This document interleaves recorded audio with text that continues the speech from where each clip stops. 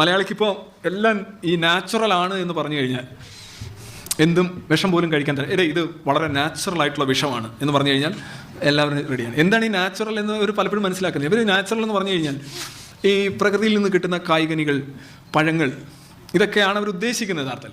യഥാർത്ഥത്തിൽ പ്രകൃതിയിൽ നിന്ന് കിട്ടുന്ന കായ്കനികളും പഴങ്ങളും ഉപയോഗിക്കുമായിരുന്നു എങ്കിൽ ഇങ്ങനെ ഒരു ജനസംഖ്യയോ ഇങ്ങനെ ഒരു കുലമോ തന്നെ ഇവിടെ ഉണ്ടാകുമായിരുന്നില്ല.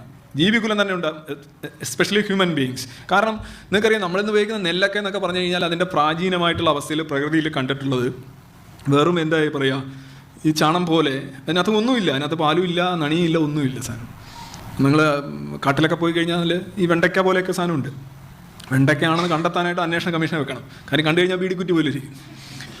നിങ്ങൾ ഈ കഴിക്കുന്ന തക്കാളിയും ക്യാബേജിനൊക്കെ 150 വർഷത്തെ ചരിത്രമേ ഉള്ളൂ. നമ്മൾ കൃത്രിമമായിട്ട് ആർട്ടിഫിഷ്യൽ സെലക്ഷനോട് ഉണ്ടാക്കിയ സാധനമാണ്. നിങ്ങളുടെ കയ്യിലിരിക്കുന്ന ഏറ്റവും മനോഹരമായ പഴങ്ങളും മാങ്ങ, ഇതെല്ലാം തന്നെ മനുഷ്യൻ കൃത്രിമമായ ജനിതക ആസൂത്രണം നടത്തി ഉണ്ടാക്കിയാണ്. ജനിതക ആസൂത്രണം എന്ന് പറയുമ്പോൾ ഇന്നത്തെ കണക്ക് അഡ്വാൻസ്ഡ് ആയിട്ടുള്ള ജീൻ എഡിറ്റിംഗ് ഒന്നും അന്നുണ്ടായിരുന്നില്ല. പക്ഷേ യഥാർത്ഥത്തിൽ അവർ ചെയ്തത് ഗുണം, മുഴുപ്പ്, വണ്ണം, നിറം, രുചി, മധുരം, ഇങ്ങനെയുള്ള പ്രത്യേക ഗുണങ്ങളുടെ അടിസ്ഥാനത്തിൽ പഴങ്ങളും ചെടികളും വിത്തുകളും മാറ്റി മാറ്റി വേർതിരിച്ചു കൊണ്ടുവന്ന് അത് മാത്രം വെച്ചുകൊണ്ടാണ് അവർ ജനിതക ആസൂത്രണം തന്നെയാണ് ചെയ്തത്.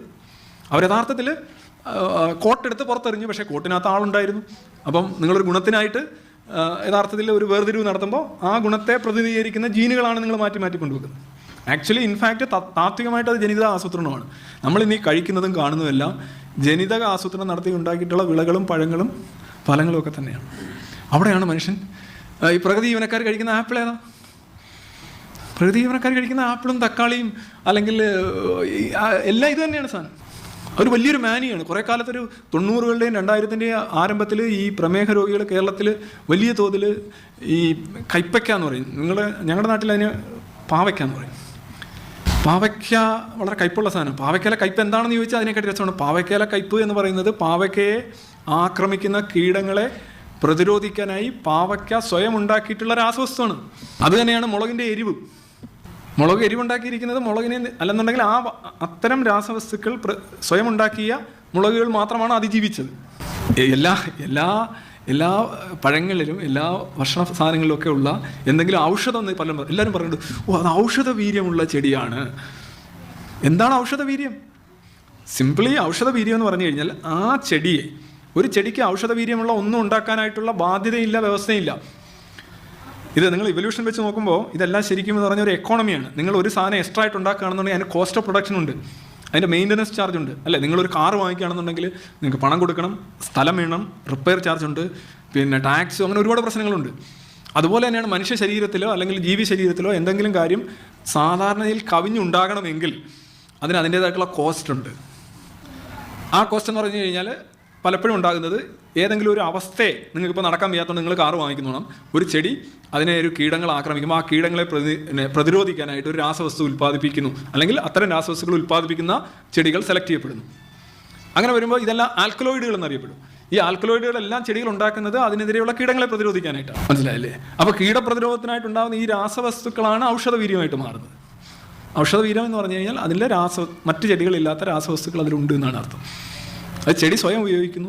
അത് പലപ്പോഴും ഈ കീടനാശിനി പ്രയോഗത്തെക്കുറിച്ചുള്ള ഒരു ആശയം വരുമ്പോൾ പലരും MS പോലെയുള്ള ശാസ്ത്രജ്ഞന്മാർ അവരൊക്കെ ഉന്നയിക്കുന്നൊരു കാര്യമുണ്ട്. ഈ കീടനാശിനി തളിച്ച പഴങ്ങളും ഇലകളുമാണോ നല്ലത്, കീടനാശിനി തളിക്കാത്തവയാണോ നല്ലത് എന്നുള്ളതിന് അവർ ഉന്നയിക്കുന്ന ഒരു ആർഗ്യുമെൻ്റ് ഉണ്ട്. അതായത്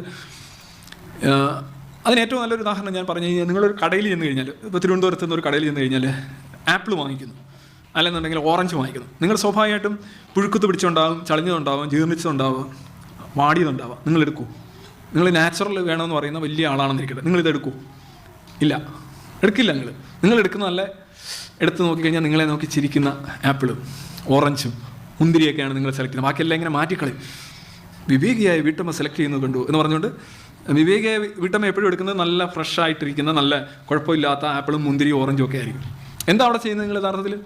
അതിൻ്റെ സയൻസ് വളരെ കൃത്യമല്ലേ? നിങ്ങൾ യഥാർത്ഥത്തിൽ നാച്ചുറൽ ആയിട്ടുള്ള സാധനങ്ങൾ എടുക്കാൻ താല്പര്യമുള്ള ആളാണെങ്കിൽ എടുക്കേണ്ടത് ആ ചീഞ്ഞതും കെട്ടതും പുഴുകുത്തു പിടിച്ചതുമാണ് എടുക്കേണ്ടത്.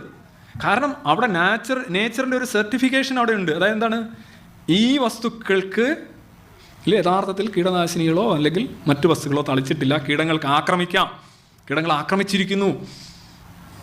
മറ്റ് നിങ്ങളെ നോക്കി ചിരിച്ചുകൊണ്ടിരിക്കുന്ന ആരോഗ്യത്തോടെ ഇരിക്കുന്ന ആപ്പിളിൽ അടുക്കാൻ പറ്റത്തില്ല അവന്, കാരണം അതിൽ കീടനാശിനി അല്ലെങ്കിൽ എന്തെങ്കിലും പ്രശ്നമുണ്ട്.